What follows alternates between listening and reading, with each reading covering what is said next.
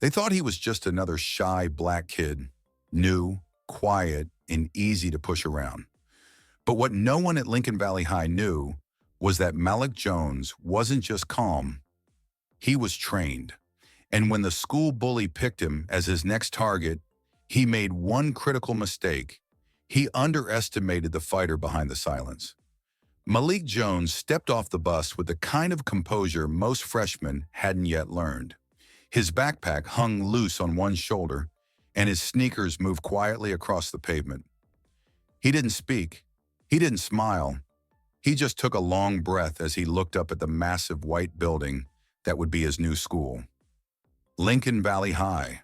All brick, all proud, all white. At least that's how it felt walking through the front doors. Malik had moved around a lot, but this school was different. Not because it was cleaner or better funded or filled with state championship banners. No, it was different because here everything was quiet in the wrong kind of way. The halls were too clean, the stairs were too long, and the silence when he walked past groups of students was a silence he knew all too well. The kind that comes right before someone tries to test you. He was one of only 7 black students in the whole school, and the only new one. Malik didn't mind being the new kid. He had learned how to keep to himself. He didn't speak unless spoken to, and when he did speak, it was soft but firm.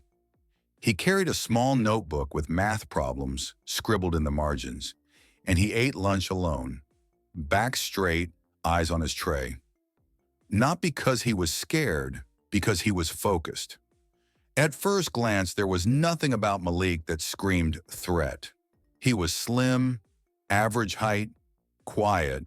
He didn't brag, didn't wear designer clothes. He didn't laugh loudly like the others, but there was something in the way he moved, like every step had purpose, like his body knew more than it let on. What they didn't know, what he never told anyone, was that Malik Jones was a black belt in Taekwondo with 6 years of training, 2 regional titles, and a strict promise he made to his mother. Never use it unless you have to. At his last school, that promise had been tested. A boy twice his size shoved him in a hallway, trying to prove something. Malik walked away until the 3rd time, when he didn't. One defensive move, one throw, one dislocated shoulder, no punches, no bruises, just silence. But it didn't matter. The school labeled him aggressive. The boy's parents called it premeditated. And even though Malik had done everything by the book, the message was clear. When you look like him, control isn't power, it's survival. So at Lincoln Valley, he planned to stay invisible. He wasn't here to prove anything. He wasn't here to fight. He was here to graduate, get his transcript clean, and move on. His mom, a single mother working night shifts at the local hospital, had sacrificed too much for him to risk everything again. She reminded him every morning before he left, "You're more than what they see. You're not what they expect, but don't let them turn you into something you're not." So Malik kept his head down. He followed the rules. He didn't react, but even the best discipline can't protect you from someone who's determined to make you fall. And Carter Blake, the school's king of intimidation, 240 pounds of loud, entitled, and mean, had just found his new joke. He called Malik quiet boy, asked him if he missed the ghetto, told him he walked like he was sneaking somewhere. Malik didn't answer. He didn't even blink. But the more he stayed silent, the more Carter pushed. And Malik knew deep down that the day was coming when silence wouldn't be enough. Lincoln Valley High was the kind of place that looked good on a brochure. The lawns were perfectly trimmed. The hallways were spotless. There were banners lining the gym walls showing off football championships, science fair medals, and a choir performance at the state capitol. Parents called it safe. Teachers called it structured. But for kids like Malik Jones, it was something else entirely. It was coded. Everything about the school had layers. Layers of power, privilege, and the unspoken rules of who fit in and who didn't. Most of the students came from well-off families. SUVs filled the parking lot, and Friday nights revolved around varsity games and local diners. The PTA was run like a corporate board, and the kids reflected that confidence. Not confidence from personal achievement, but the kind inherited from zip codes and last names. Malik felt it on day one. From the second he stepped off the bus, he knew where he stood. Eyes trailed him in the hallways. Not curious, not kind, just calculating. The counselors smiled too wide. The teachers called roll just a beat too slowly when they got to his name. And the students? They watched, whispered, and waited. There weren't many kids like him here, not just in terms of skin color, though that was obvious. Out of nearly 1,200 students, only a handful were black. But Malik's difference went deeper. He moved differently, spoke differently, thought differently. He didn't try to fit in. And in a place like Lincoln Valley, that wasn't seen as strength. It was seen as a challenge. Carter Blake was the crown prince of the school. Big, loud, and smug, Carter had been ruling the social halls since middle school. He wasn't just popular, he was protected. His father was the local sheriff, his uncle sat on the school board, and his mother was the biggest donor to the annual Booster Club. At 240 pounds, Carter looked like he could have played defensive line. But he didn't need to.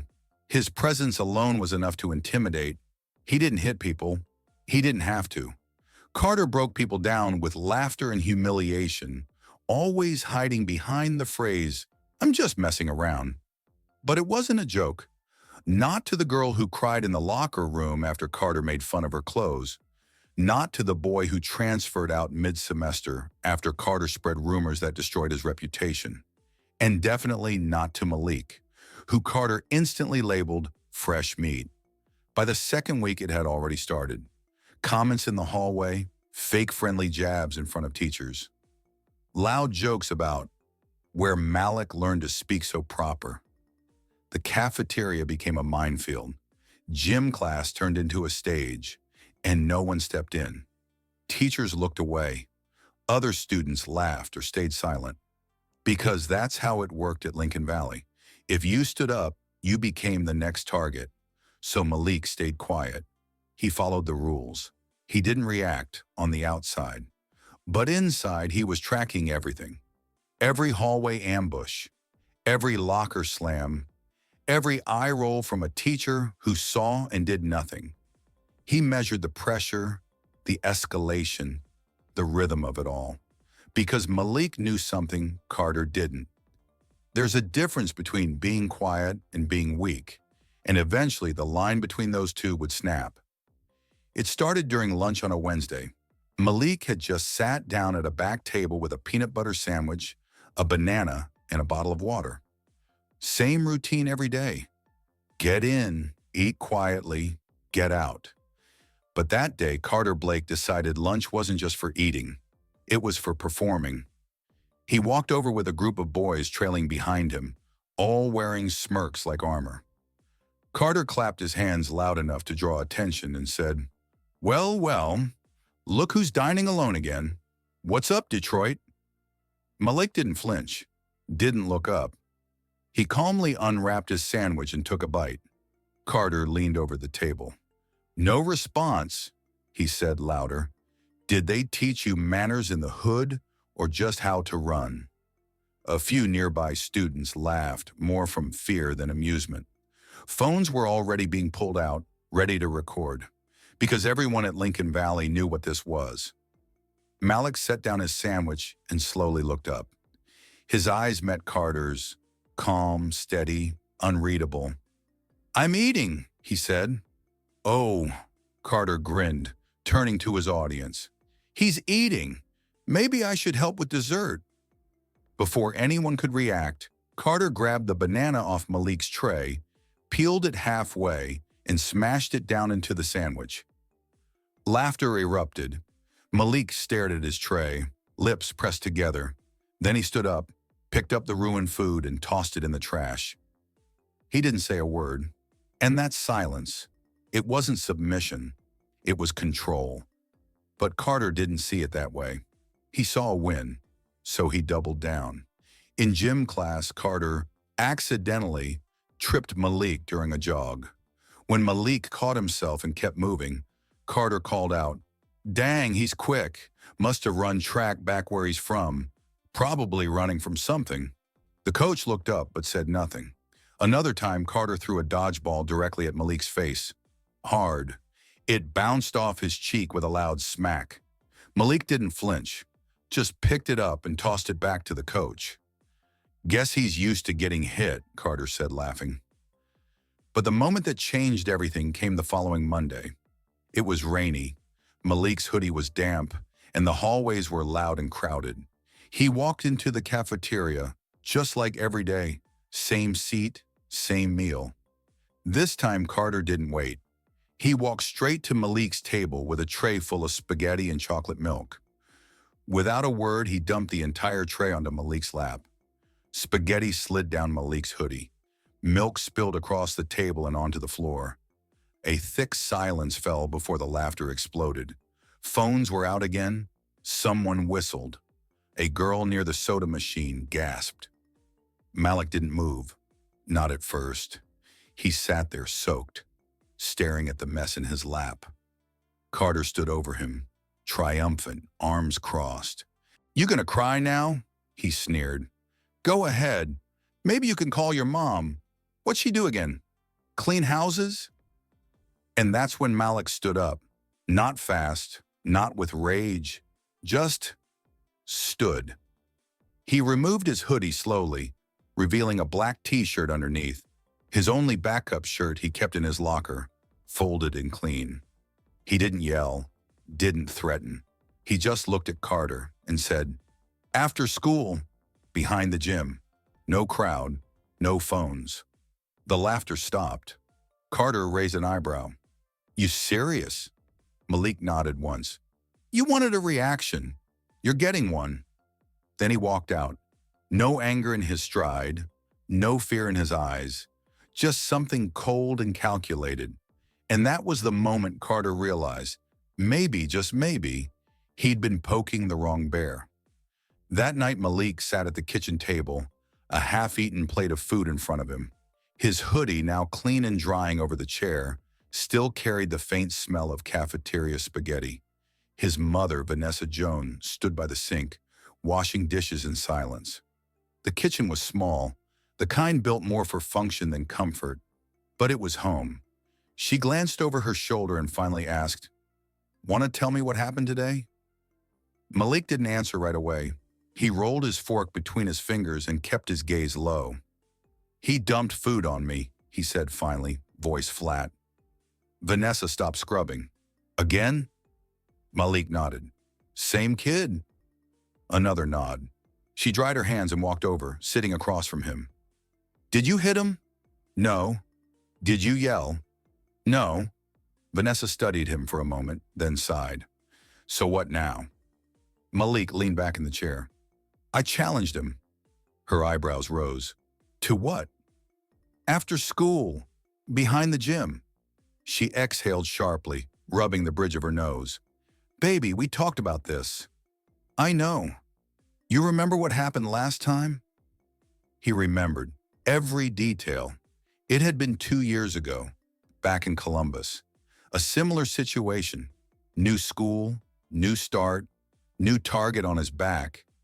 There was a kid named Blake who thought it was funny to shove him in the locker room. Once, twice. The third time, Malik reacted. Reflex, really. A clean hip toss. Blake hit the ground hard, broke his wrist trying to catch himself. Malik hadn't thrown a punch, hadn't raised his voice. But none of that mattered. He was suspended for a week. The other kids' parents demanded a full investigation. Malik's school record now had the word "violent incident" on it, and rumors spread fast. People didn't see a quiet black boy defending himself.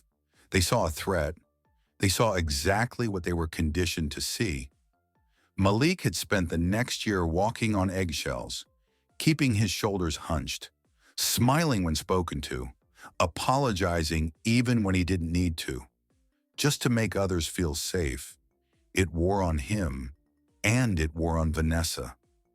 She'd enrolled him in Taekwondo when he was 9, not because he needed to fight, but because she wanted him to have control, to understand restraint, to build discipline in a world that judged him before he opened his mouth. And he had. Malik had mastered the form, the breathing, the stillness before movement. He'd won medals, belts, praise from instructors, but none of it could shield him from what the world chose to see. That's why Columbus hurt so much. He had done everything right and still paid the price. Vanessa looked at him across the table now, her expression softer. "Why now?" she asked. "Why break the promise?" "I didn't," Malik replied. "I'm not planning to fight. I'm planning to finish something." She raised a brow. "With fists?" He shook his head. "With truth." He leaned forward, voice firmer now. "Carter doesn't stop until he's made you small, until he's humiliated you. I walked away every time. I took it. But now he wants a show, so I'm going to give him one. Not with punches, but with presence. I want him to know I'm not afraid of him, and I want everyone else to know it too." Vanessa stared at him for a long moment. "You sure about this?" Malik nodded. "Yeah, I won't start anything. But if he comes at me..." She reached across the table and took his hand. "You do what you've been trained to do," she said. "Control, defend, de-escalate." He squeezed her hand back. "I remember." They sat in silence for a while longer, the tension slowly melting from the room. Upstairs in his small bedroom, Malik pulled out a worn medal from his drawer, the one he'd won in his first tournament. He ran his fingers over the engraved words, "Strength through stillness." He didn't want to fight, but if Carter forced his hand, he would remind him. Some strength doesn't shout. It waits, it breathes, and when it moves, it doesn't miss. The final bell rang at 3:15 p.m. The halls buzzed with chatter as students spilled out of classrooms, lockers slammed, and the noise of a typical school day ending filled the air. But among the crowd, one thread of conversation was louder than all the rest. "It's happening. Behind the gym. Malik versus Carter." By the time Malik reached the back of the school, at least 30 students had already gathered. Phones were out. Whispers rippled through the crowd. Some expected a beating. Others came for a show. No one expected what was actually about to happen.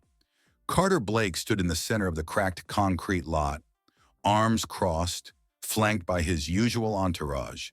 3 guys, all bigger than they were brave, and 2 girls chewing gum and rolling their eyes like they were watching a movie trailer.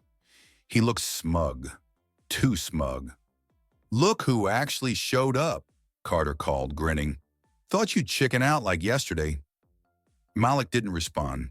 He stepped forward calmly, his backpack already left behind, his stance relaxed, hands loose at his sides. Carter narrowed his eyes. "You think you can come at me just because I dumped some lunch on you? This ain't the hood, bro." Still, Malik said nothing. He simply removed his black hoodie, folded it neatly, and set it on the edge of the concrete. That moment, that small act of composure, was the first crack in Carter's armor. The crowd went quiet. Carter scoffed. "You really think you're tough, huh? Fine, let's see what you got." He rushed forward. It was fast, sloppy, wild, angry. Carter threw a heavy punch aimed straight at Malik's face. And just like that, it was over. Malik moved, not fast, precise. He stepped to the side, grabbed Carter's wrist mid-swing, rotated his body, and used Carter's momentum to flip him clean over his shoulder. Carter hit the ground with a dull thud. The entire crowd gasped. Someone dropped their phone. Another cursed under their breath. Malik stepped back. Carter groaned, wind knocked out of him, arms scrambling on the ground to lift himself back up. The audience was silent now. No one was laughing. Carter stood, red-faced, furious. "You want to play like that?" He lunged again. This time Malik didn't wait. He sidestepped, swept Carter's leg from beneath him, and brought him down with a controlled arm lock. 1 second Carter was charging. The next his arm was pinned behind his back, face pressed against the pavement. And Malik leaned down and whispered, low enough only Carter could hear, "I told you. I didn't come to fight. I came to finish it." Then just as quickly, Malik let go. He stood up, stepped back, and watched Carter roll over onto his back, breathing hard, red with embarrassment, surrounded by silence. Malik didn't gloat, didn't raise his voice, didn't even smile. He simply picked up his hoodie, brushed it off, and started walking away. But just before he left the circle, he turned around and spoke, loud, clear, controlled. "Next time you feel like proving something, don't pick the quiet kid. We're quiet for a reason." Then he walked off. Behind him, no one clapped.